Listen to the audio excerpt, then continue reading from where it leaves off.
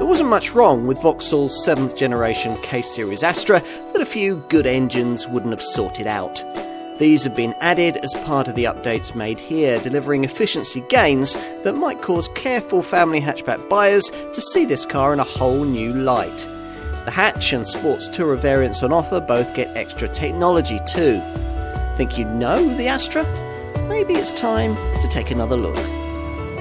We had forgotten just how good this Astra is to drive. If you happen to be familiar with the original version of this K-Series 7th generation model, then you might not have.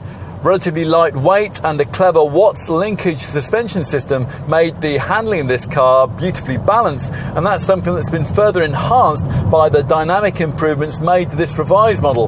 Revised spring and damper rates, which improve the ride over poor surfaces, and by fresh calibration for the steering, which improves body control at higher speeds. The lighter 3-cylinder engines now fitted here also help in that regard. Most will want the 1.2 litre petrol unit, offered in 3 flavours with 110, 130 and 145 PS. And if you want an auto gearbox, there's also a further 1.4 litre 3-cylinder petrol variant fitted with a 7-speed CVT self-shifter.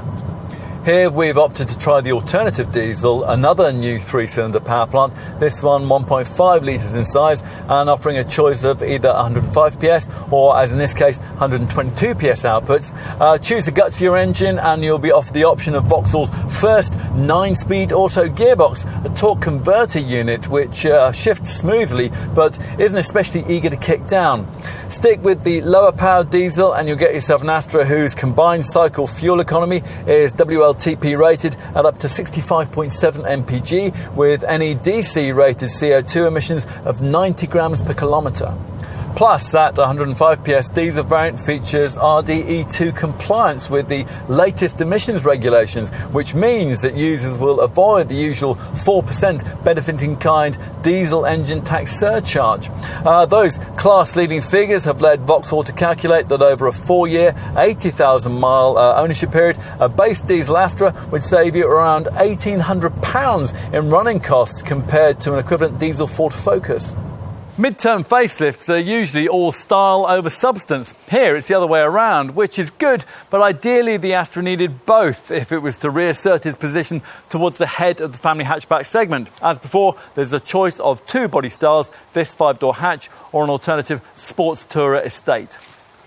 You'd need to be a salesperson or a fanatically loyal Astra owner to notice the visual changes made, and they're only really evident at the front. The twin chrome lines that previously flanked the central brand badge on the grille have been replaced by a single silver strip here. Now that flows into the daytime running light elements in the headlamps, which now feature full LED illumination on most models. At the wheel, as before, the characteristic fascia element is what Vauxhall refers to as a blade-style panel that stretches right across the cabin, which remains ergonomic, quite nicely finished, and on a plusher variant like this one, relatively smart, although there's perhaps not quite the depth of quality that you'd find in a rival Volkswagen Group product. Infotainment, that's taken care of by a centre dash screen of either 7 or 8 inches in size. Go for the Multimedia Navi Pro package, which gets you this bigger monitor, and you'll also get a further 8-inch screen to replace the 2 conventional analogue dials, which you'd otherwise view through this 3-spoke steering wheel here. This instrument monitor can't show full mapping, but it is highly configurable with all kinds of useful data.